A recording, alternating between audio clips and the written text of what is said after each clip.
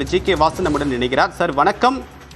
பாஜகவோடு மிக நீண்ட கால நட்பு வைத்திருந்த ஓ பன்னீர்செல்வம் தற்போது திமுகவில் இணைந்திருக்கிறார்.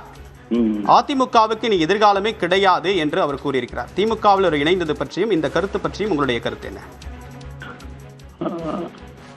ஐயா ஓபிஎஸ் அவர்கள் புரட்சி தலைவி அம்மாவுடைய நம்பிக்கைக்குரியவராக இருந்தார்கள் என்று பேசப்பட்டது. அதற்கு ஏற்றவாறு 3 முறை தமிழகத்துடைய முதல்வராக செயல்பட்டார் என்பதில் யாருக்கும் மாற்று கருத்து இருக்க முடியாது.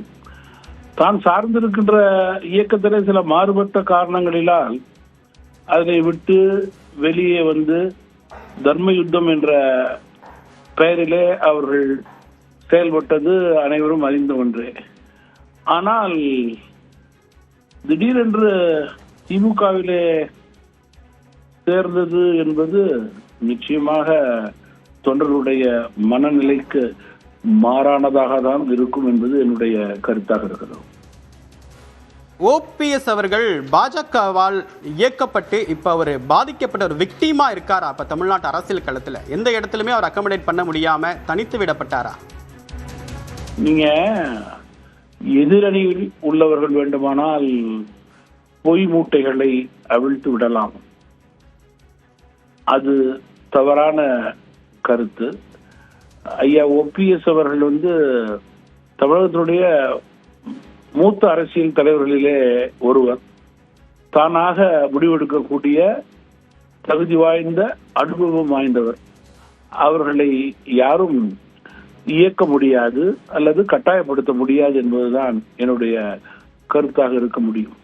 ஏன் என்டிஏ கூட்டணியில் ஓபிஎஸ் அவர்களை தக்க வைக்க முடியவில்லை? என்ன காரணம்?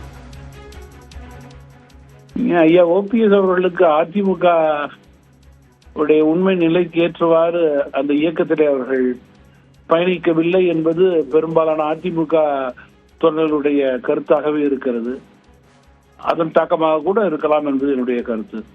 கடந்த முறை என்டிஏ கூட்டணியில இருந்தார் அவரு.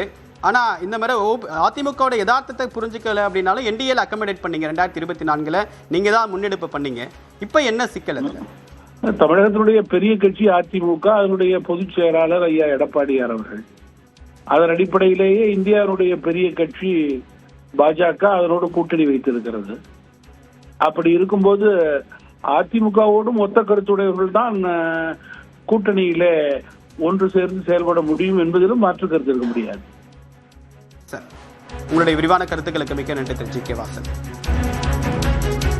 ஜி.கே. வாசன் ஒரு மிக முக்கியமான கருத்தை கூறியிருக்கிறார். அதில் இந்த தமிழ்நாட்டில் அதிமுக தான் பிரதான கட்சி, இந்த கூட்டணிக்கு தலைமை தாங்கக்கூடிய கட்சி. அவர்களுடைய ஒப்புதல் இன்றி இது போன்ற முடிவுகளை எடுக்க முடியாது. அதன் காரணமாக தான் என்டிஏல கூட அவர் அக்கமடேட் பண்ண முடியல என்ற ஒரு கருத்தை அவர் கூறியிருக்கிறார். ஓ பன்னீர்செல்வத்துடைய கடந்த கால செயல்பாடு என்பது அவர் யாராலும் ஆட்டுவிக்க முடியாதவர். அவர் சுயமாக சிந்தித்துதான் எல்லா விதமான அரசியல் நகர்வுகளையும் மேற்கொண்டார் என்று தற்போது ஜி.கே. வாசன் கூறியிருக்கிறார். இந்த கருத்துக்கள் என்பது என்டிஏ கூட்டணியுடைய மிக முக்கியமாக இந்த கூட்டணியை ஒருங்கிணைத்தவர்களில் மிக முக்கியமானவர் ஜி.கே. வாசன். அவருடைய கருத்து என்பது கவனம் பெறக்கூடியது.